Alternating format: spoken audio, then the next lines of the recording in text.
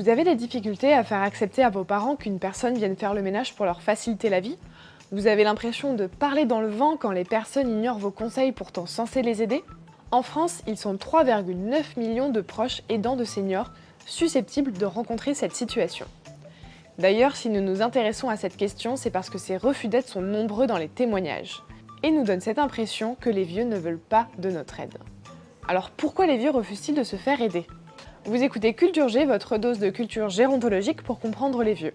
Ce podcast vous est proposé par Sociogérontologie en partenariat avec l'Action sociale d'H2R La Mondiale. Jocelyne, 88 ans, vivant seule dans sa grande maison, ne voit pas l'intérêt de faire intervenir une aide pour le ménage chaque semaine. Elle entend bien son fils lui dire que ça lui simplifiera la vie, mais elle n'a pas besoin qu'on lui simplifie la vie.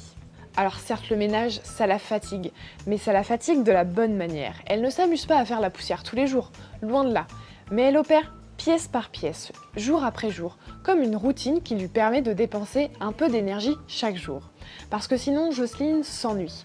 Elle n'a plus à s'occuper de son mari, ni de ses enfants, elle ne cuisine que pour elle, ce qui ne prend pas beaucoup de temps. Le tricot, c'est difficile avec l'arthrose, et la lecture, ça va, ça vient, mais ça ne l'occupe pas toute la journée.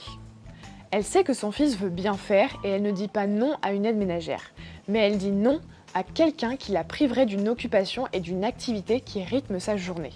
Que ce soit un refus d'aide matérielle, d'aide sociale ou médicale, on ne refuse pas sans raison. Chaque refus a un sens. Tout le monde n'a pas envie de mettre une barre d'appui dans sa douche à l'italienne pour laquelle on a travaillé dur toute sa vie. Qu'on se le dise, vieillir apporte son lot de changements. Et souvent, on se rend compte que quand on est vieux, on ne peut plus faire certaines choses. Dire non, c'est une façon de dire qu'on garde le contrôle. Alors que faire face à un refus?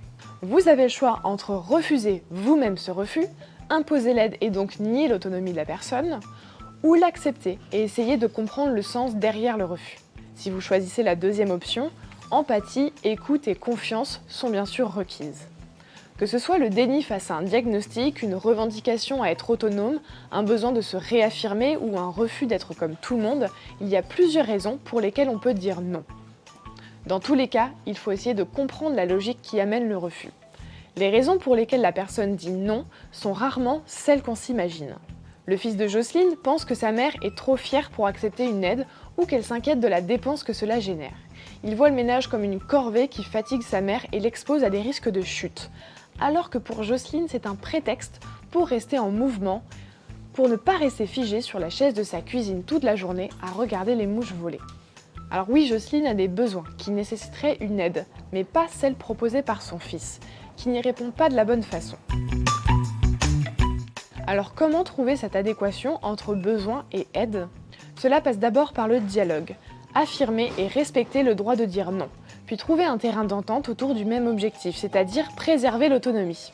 Ensuite, s'adapter aux besoins de la personne. En ce qui concerne Jocelyne, il s'agit davantage d'un besoin d'activité sociale que d'une aide ménagère. Et enfin, se coordonner entre professionnels pour croiser les regards et évaluer les besoins sous toutes ses formes. Pour les aidants, il est conseillé de dédramatiser. L'aide ménagère n'est pas une urgence vitale. De relativiser, une maison qui ne brille pas du sol au plafond ne représente pas un danger. Et de s'organiser. La prochaine fois que vous faites face à un refus, essayez plutôt de demander ce qui est important pour la personne, interrogez-vous sur l'utilité de l'aide que vous proposez, demandez-lui comment vous pouvez lui être utile et questionnez-vous sur la nécessité d'une aide. Que se passe-t-il si on ne fait rien? Vous savez ce qu'il vous reste à faire et si vous voulez aller plus loin, on vous joint un document produit par le CLIC de la métropole Nord-Ouest, vraiment très bien fait. Merci d'avoir écouté Culture G. Pour nous aider, laissez-nous une note ou un commentaire, partagez avec vos amis et abonnez-vous pour ne pas rater le prochain épisode.